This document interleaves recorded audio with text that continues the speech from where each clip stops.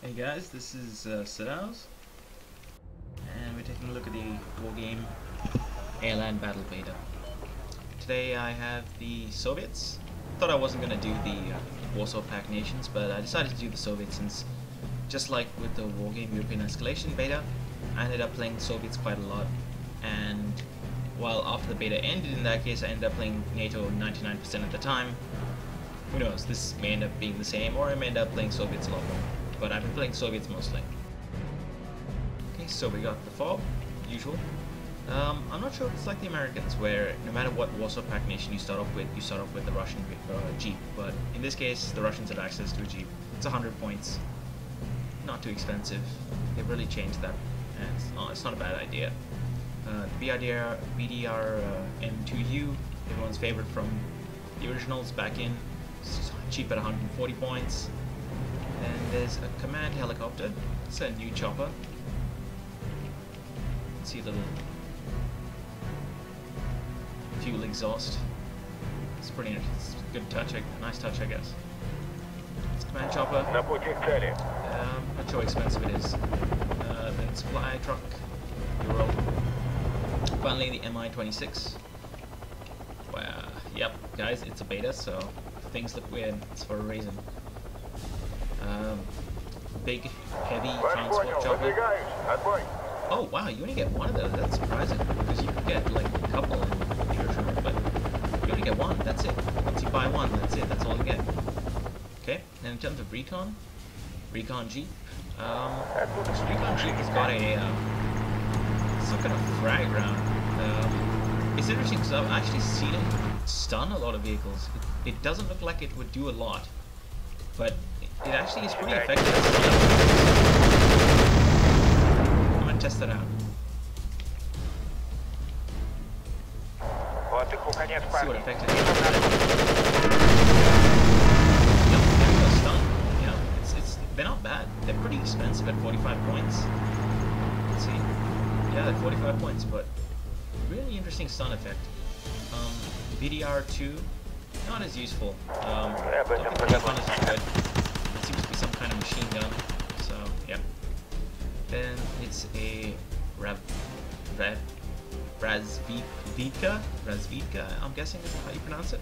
No idea. There's an Mi-8 with it. Yeah, regular sort of missile pod.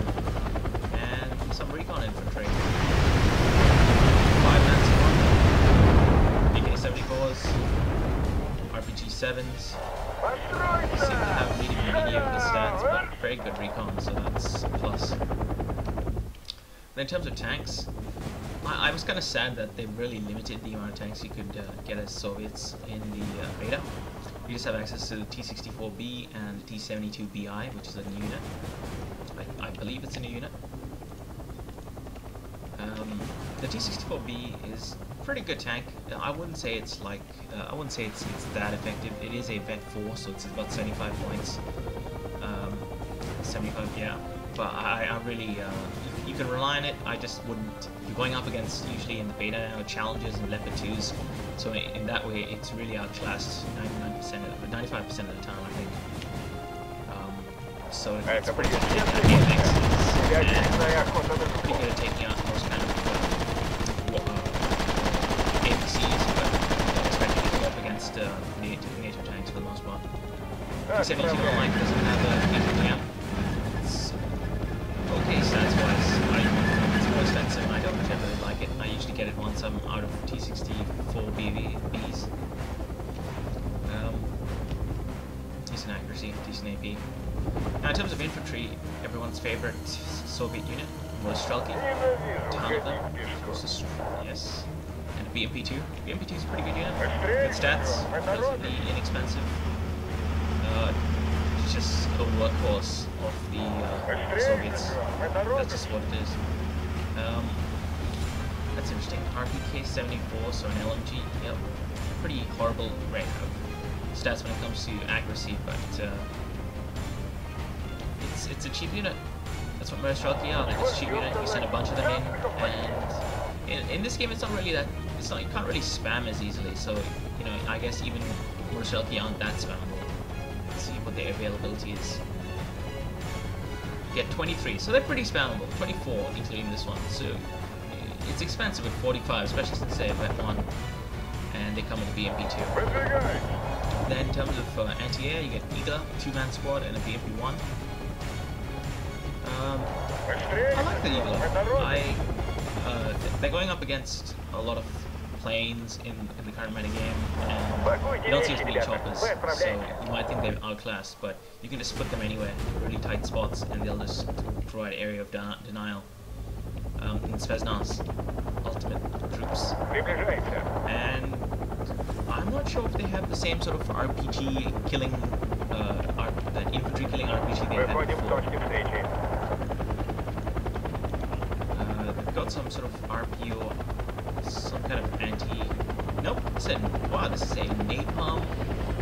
It's a napalm RPG, so this is an anti-infantry RPG. It's pretty cool. I wonder if we can use it. Let's turn off everything else and tell them to fire this. Yeah, wow. Yeah, that's kick-ass. That's really kick-ass. Let's burn the shit out of something. Let's fire at this chopper. Oh, snap. Looks like the Spetsnaz they're pretty damn good at killing infantry, like always. And they come in an Mi-24P. Decent chopper for what it is. Then in terms of support vehicles, you have the SVK. I'm not sure if this was in. This wasn't in the original, I don't think. I believe this is a mortar. Yes, it is a mortar. Decent for what it is. It's like an American mortar that has good accuracy. It's all around useful. Rad. This is generally what I use when I want to get some sort of artillery. Pretty inaccurate, but they're cheap at about 70. Let's watch this.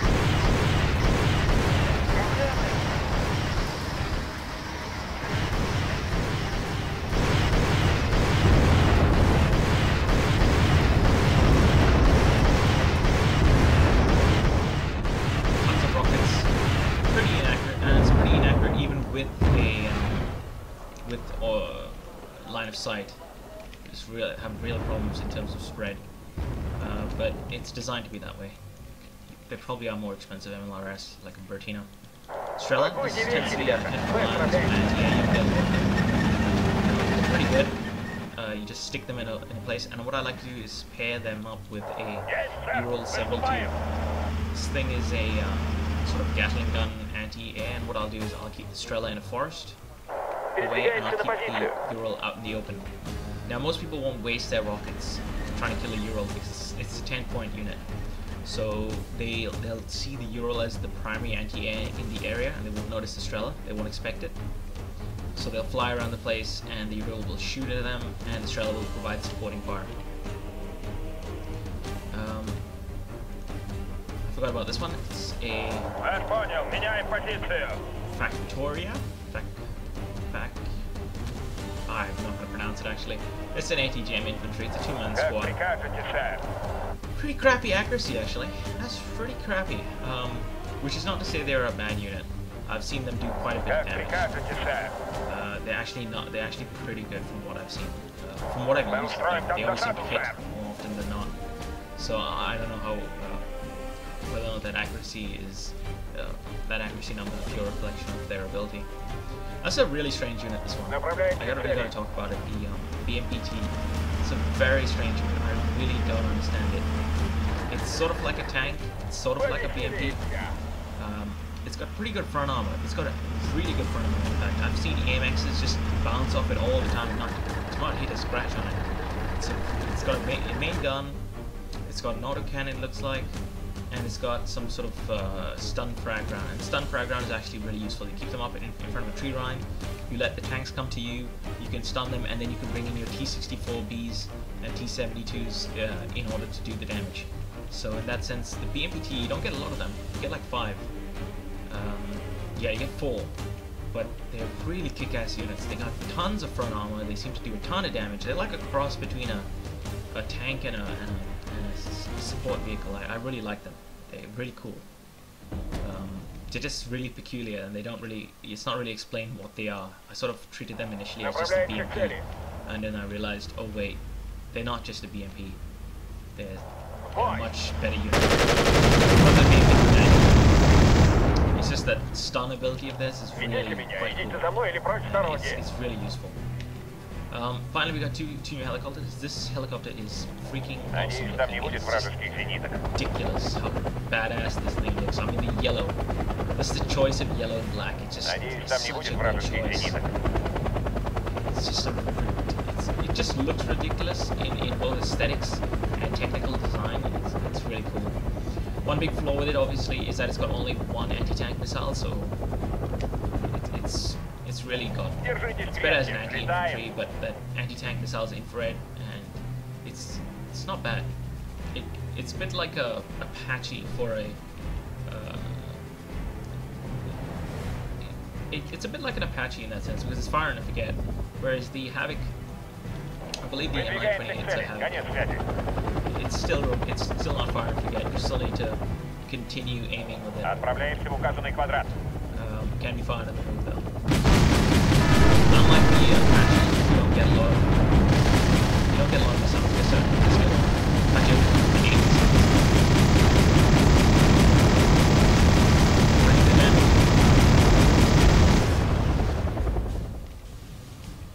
Let's watch this thing do some damage.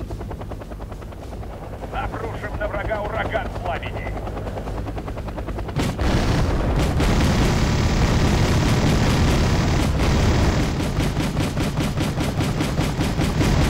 That's pretty quick though. It doesn't have to look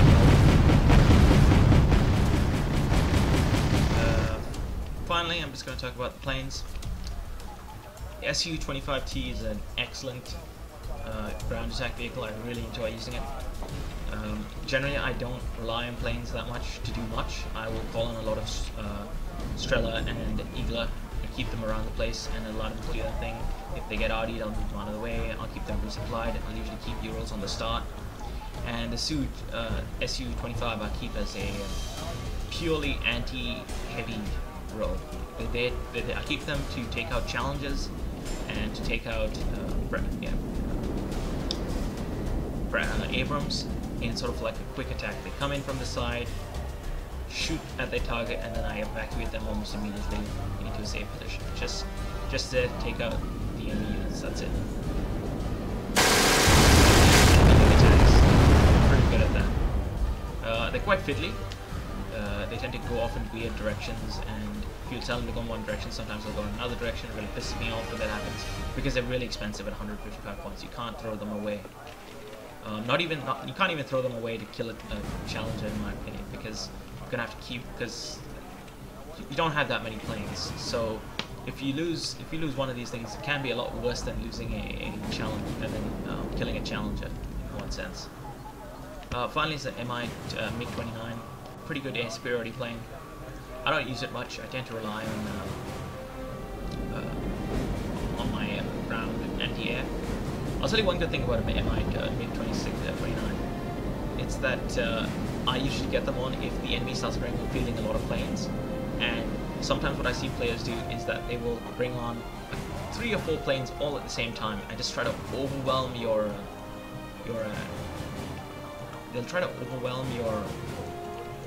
air defenses by bringing on just 2 to 3, sometimes 4 planes all at the same time, and you're just like, oh my god, what am I supposed to do now?